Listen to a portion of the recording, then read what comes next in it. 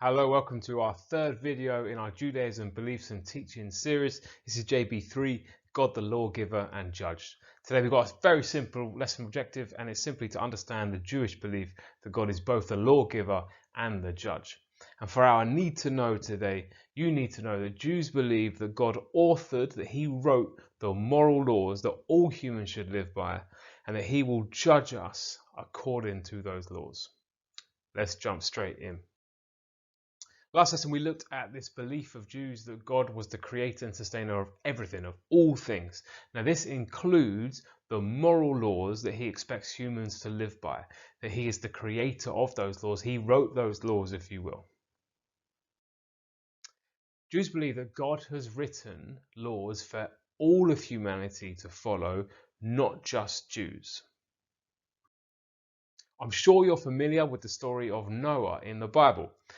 Effectively, God looks at the earth he created and sees that the word in Genesis is the inclination of every human heart all the time was evil. And he decides that, he feels awful about making the world. He's about to wash it clean, if you will, with the flood. And then he finds Noah, and he allows Noah and Noah's family to live on. And it's up to Noah and his family afterwards to repopulate the earth. Now, Jews believe that after this, God taught Noah 7 laws to live by. And these should apply to all humanity, and they're called the Noahide laws. They're 7 commandments, and they're very simple. Here are the Noahide laws.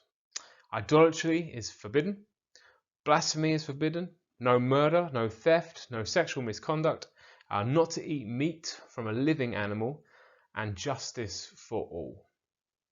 Now, Jews believe that 6 of these were given to Adam, and then when it came time and Noah was ready to repopulate the earth, God re-gave them to Noah and added a 7th one on. I wonder if you can work out which one the 7th is that he gave to Noah. Well, you might have worked it out. It's the one not to eat meat from a living animal, because, of course, in the Garden of Eden, Adam wasn't eating animals. So what do you think is significant that these were given to Adam and Noah? Well, if you think about it, Adam was the first man, and Noah was the first man in the new society, the new civilization after the flood.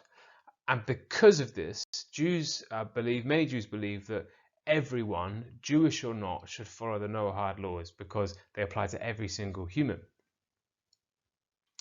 Jews also believe that if all of humanity followed these laws, then there would be peace on earth and there would be harmony amongst people. Now this brings us to this idea of a covenant again, and we've mentioned covenants already. Now again, I'm going to say this, I've said this before, once you understand the covenants in Judaism, it kind of unlocks the understanding to everything else. So we're going to keep coming back to covenants. But effectively, a covenant is a special agreement between humans and God. The 2 main ones you need to know about for the GCSE are the covenant with Abraham and the covenant with Moses. But there was also a covenant made with Noah. And the Noahide covenant includes those 7 Noahide laws, which should be followed by all humans. The Jewish word for law or commandment is mitzvah. The plural is mitzvot. Jews believe there's 613 mitzvot, and these include the 7 Noahide laws and also the 10 commandments given to Moses. We're going to do a bit more on the mitzvot when we get to Moses and the second covenant. So let's pause there and check your understanding. I've got 6 questions here. If you want to pause the video here and have a go at those as an extension question as well, have a good think about those. And if you want to write the answers in full sentences in your workbook, you can come back to that as a revision guide at a later point. So let's look at some answers. Number 1, what does it mean that God is a lawgiver? Well, Jews believe that God is the creator of everything, and that includes the moral laws. So he is the one who wrote down the laws that we should live by. Does God only make laws for Jews? No, Jews believe that he makes laws for all of humanity to live by. Number 3, what are the Noahide laws? They are the laws given to Noah and to Adam, and I've put them on the slide there so you can use those to mark your work.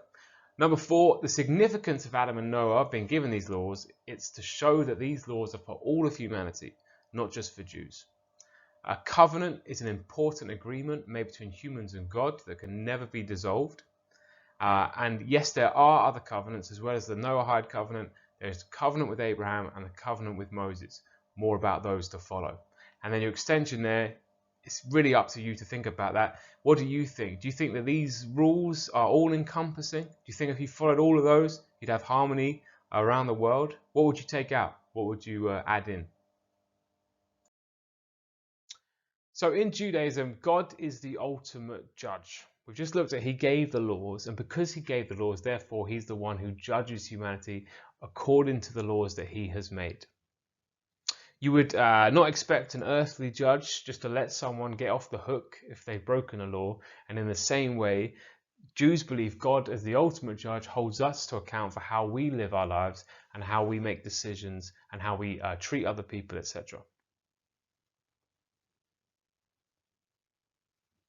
We can see different examples of this throughout the Bible. So in the Garden of Eden, after Adam and Eve have sinned, God expels them from the Garden of Eden and they're banished.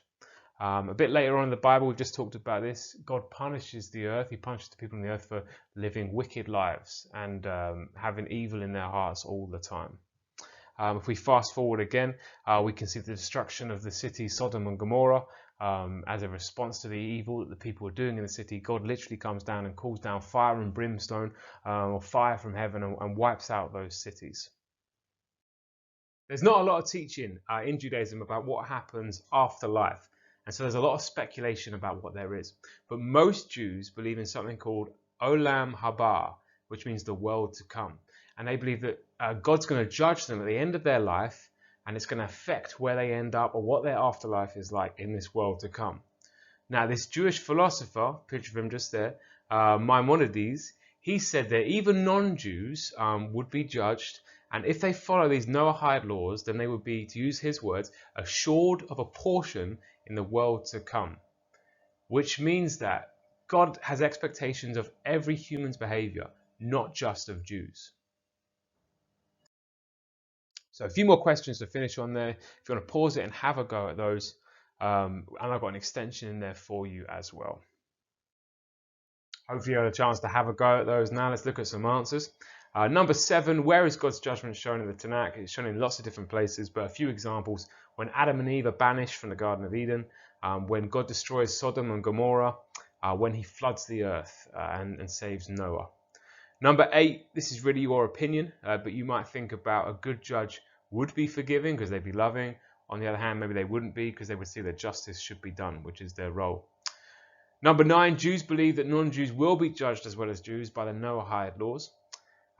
What is Olam Haba? It means the world to come, so it's the afterlife, and what you imagine it to be is between you and God. And then that extension there, again, your opinion, 613 laws are too many to remember, let alone follow. What do you think about that? But I do wonder whether, even if you are not a Jew, you probably have around 600, 700 laws that are unwritten in your life that you follow anyway. So to finish up, that's our teaching on God the lawgiver and the judge. Now you need to know that Jews believe that God authored, that he wrote the moral laws that all humans should live by, and therefore he will judge us according to those laws. Now do you understand that sentence? Could you explain it to someone else? Catch you next time.